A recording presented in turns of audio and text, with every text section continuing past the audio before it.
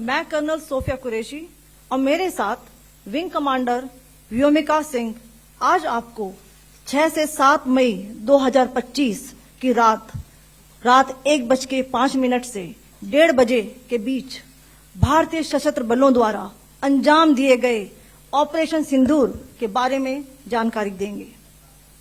Operation सिंदूर 22 अप्रैल को पहलगाम में हुए विभत्स आतंकवादी हमले के शिकार मासूम नागरिकों व उनके परिवारों को न्याय देने के लिए लॉन्च किया गया था। इस कार्रवाई में 9 टेररिस्ट कैंप्स को टारगेट किया गया और पूरी तरह से इसे बर्बाद किया गया। पाकिस्तान में पिछले 3 दशकों से टेरर इंफ्रास्ट्रक्चर का निर्माण हो रहा है। इसमें recruitment, indoctrination centres, training areas व लॉन्च पैड शामिल थे, जो पाकिस्तान और पाक अधिकृत जम्मू कश्मीर POJK दोनों में फैले हैं। Operation Sindoor was launched by Indian Armed Forces to deliver justice to the victims of Pahalgam terror attack and their families. 9 terrorist camps were targeted and successfully destroyed. Over the last 3 decades, Pakistan has systematically built terror infrastructure. It is a complex web of recruitment and indoctrination centers, training areas for initial and refresher courses, and launch pads for handlers. These camps are located both in Pakistan as well as Pakistan-occupied Jammu and Kashmir areas. Some of the well-known training camps are located, as you can see on the screen. They are distributed from Savai Nala in the north, counting to approximately 21, ending at Bhagalpur to the south.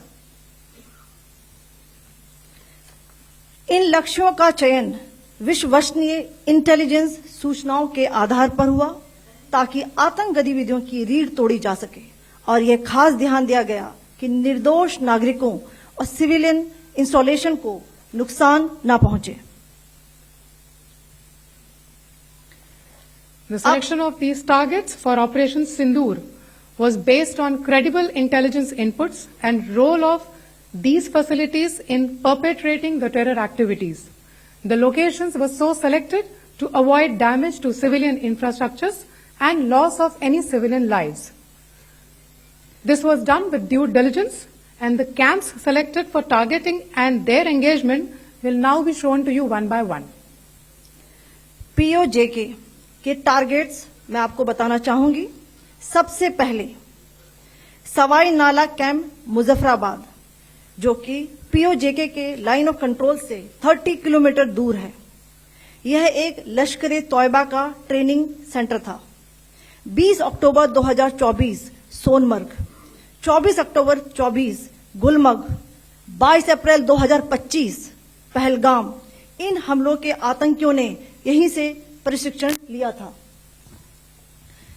Syedna Bilal camp Muzaffarabad, यह एक जैश-ए मोहम्मद का staging area है। यह हथियार, विस्फोटक और जंगल survival training का केंद्र भी था। गुलपुर कैंप कोटली, यह LOC से 30 किलोमीटर दूर था। लश्कर-ए-तौयबा का बेस था, जो रजौरी, पुंछ में सक्रिय था। 20 अप्रैल 2023 को पुंछ में और 9 जून 2024 को तीर्थ यात्रियों के बस हमले में यहीं से आतंकी को ट्रेन किया गया था।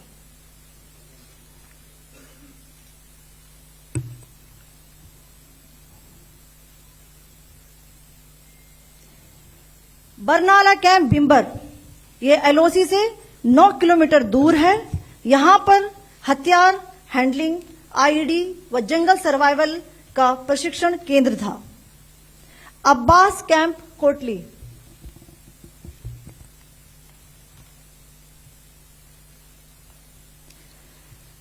यह LOC से 13 किलोमीटर दूर है।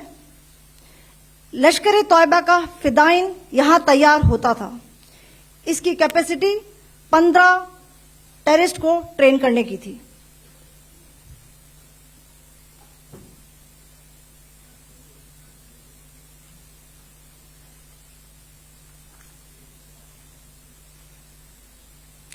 अब मैं पाकिस्तान के अंदर के टारगेट से अवगत कराना चाहूंगी। पहला, सर्जिकल कैंप सियालकोट। यह अंतर्राष्ट्रीय सीमा से 6 किलोमीटर की दूरी पर है, सांबा कठुआ के सामने।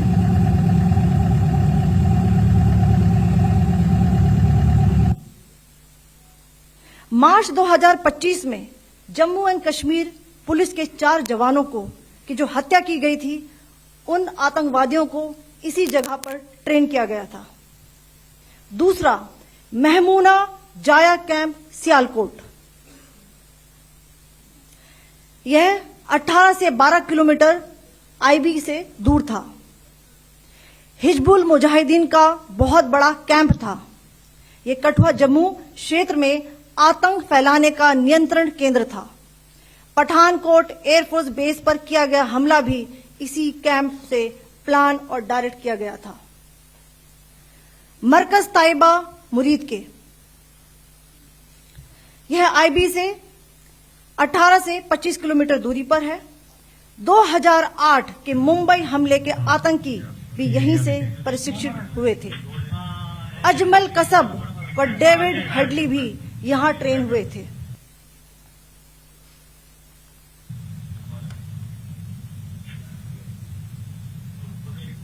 आगे दूसरा आया।